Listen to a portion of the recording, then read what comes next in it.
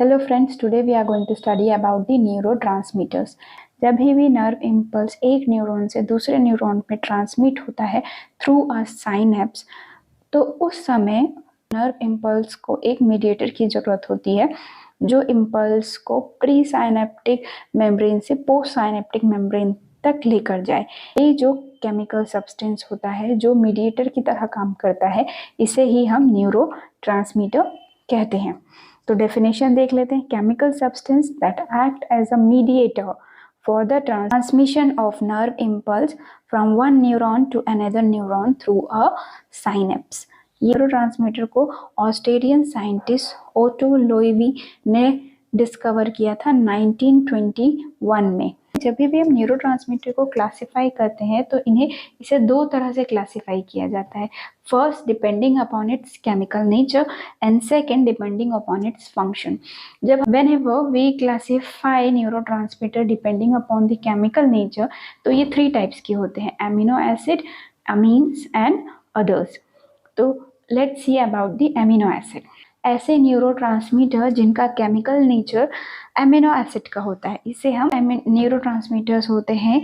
ये fast synaptic transmission होते हैं और ये एक्साइटरी भी होते हैं एंड इनहिबिटरी भी होते हैं। दोनों ही तरह के होते हैं, एक्साइटरी एंड इनहिबिटरी, वो टाइप के होते हैं। इसके एग्जाम्पल्स देख लेते हैं।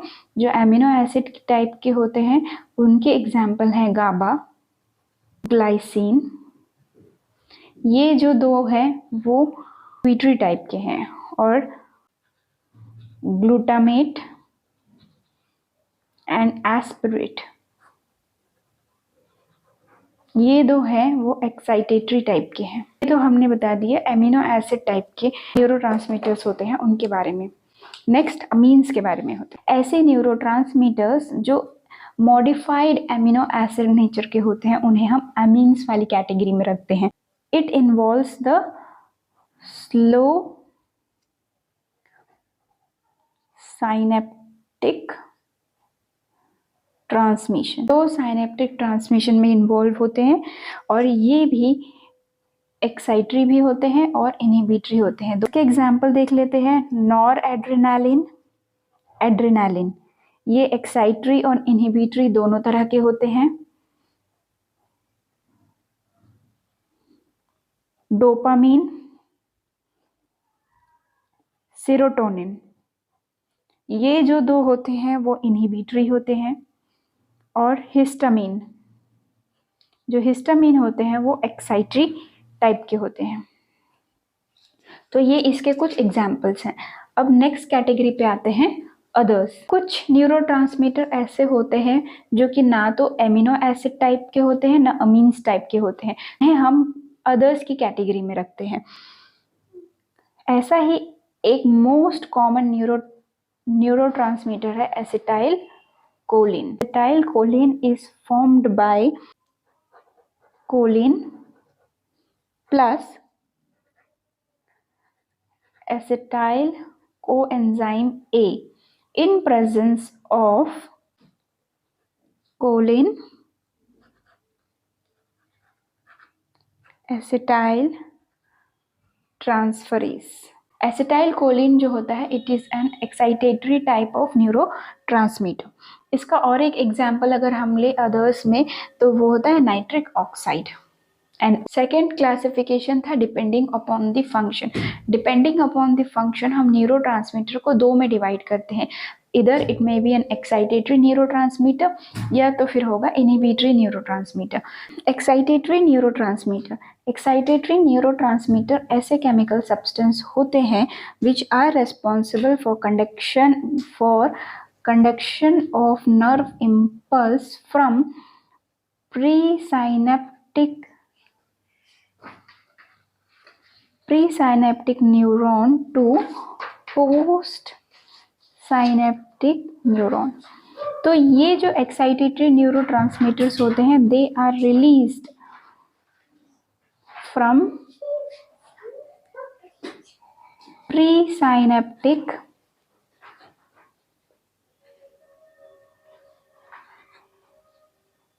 Axon terminal. Presynaptic axon terminal से रिलीज होते हैं। ये जो एक्साइटेटरी न्यूरोट्रांसमीटर होते हैं, it does not causes development of action potential in the post synaptic neuron। ये चीज याद रखना कि ये जो एक्साइटेटरी न्यूरोट्रांसमीटर होता है वो पोस्ट साइनेप्टिक न्यूरॉन में जाकर एक्शन पोटेंशियल जेनरेट नहीं करता। तो क्या करता है, it causes some changes in resting membrane potential, that is slight depolarisation cause करेगा।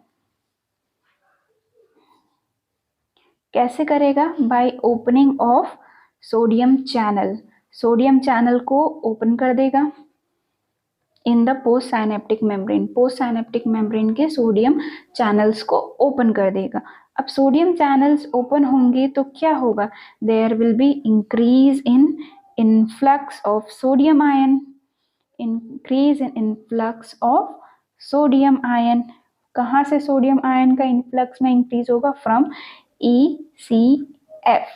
ये जो स्लाइड डिपोलराइजेशन हुआ है इसे ही हम क्या कहते हैं, excitatory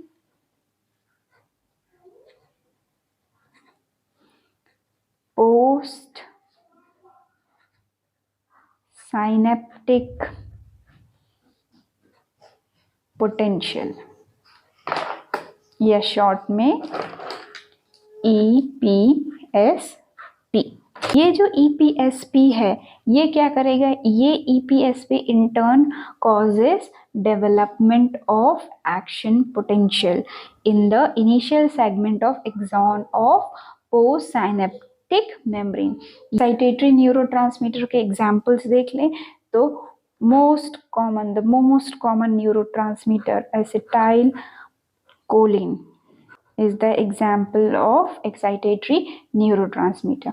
One more example is noradrenaline। ये हुआ हमारा excitatory neurotransmitter के बारे में। Next we are going to study about the inhibitory neurotransmitter।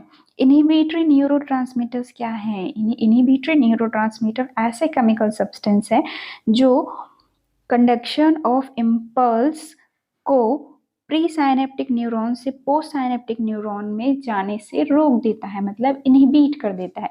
जैसे कि इसका नाम ही सजेस्ट कर रहा है इनहिबिटरी, तो इसका काम क्या है, इनहिबिट करना। किसको इनहिबिट करता है, जो नर्व इम्पल्स है उनको इनहिबिट कर देता है from pre synaptic neuron to post synaptic neuron, मतलब वो इम्पल्स को प्री साइनेप्टिक न्यूरॉन से पोस्ट साइनेप्टिक न्यूरॉन तक जाने ही नहीं देता और उन्हें इनहिबिट कर देता है। इसीलिए हम ऐसे न्यूरोट्रांसमीटर्स को इनहिबिटरी न्यूरोट्रांसमीटर्स कहते हैं। जब भी action potential pre synaptic axon में आएगा तो क्या होता है कि ये इनहिबिटरी न्यूरोट्रांसमीटर है वो प्री साइनेप्टिक एक्सॉन से रिलीज होगा, इनहिबिटरी न्यूरोट्रांसमीटर रिलीज होगा। अब ये इनहिबिटरी न्यूरोट्रांसमीटर क्या करेगा, it will cause opening of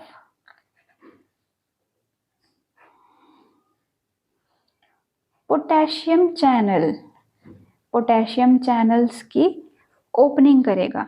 कहाँ पे, in post synaptic membrane, post synaptic membrane में पोटेशियम चैनल की ओपनिंग करेगा। अब जब पोटेशियम चैनल ओपन हो जाएंगे तो क्या होगा, there will be efflux of potassium ion. जब पोटेशियम आयन का इफ्लक्स होगा, इफ्लक्स मतलब बाहर की तरफ जाएगा, इफ्लक्स होगा, इफ्लक्स होना मतलब बाहर की तरफ जाएगा, तो क्या होगा, this will lead to hyperpolarization. इसकी वजह से हाइपर पोलराइजेशन का स्टेट डेवलप होगा और हाइपर पोलराइजेशन के स्टेट को ही हम क्या बोलते हैं, inhibitory post synaptic potential, IPSP, inhibitory post synaptic potential. Example है गाबा।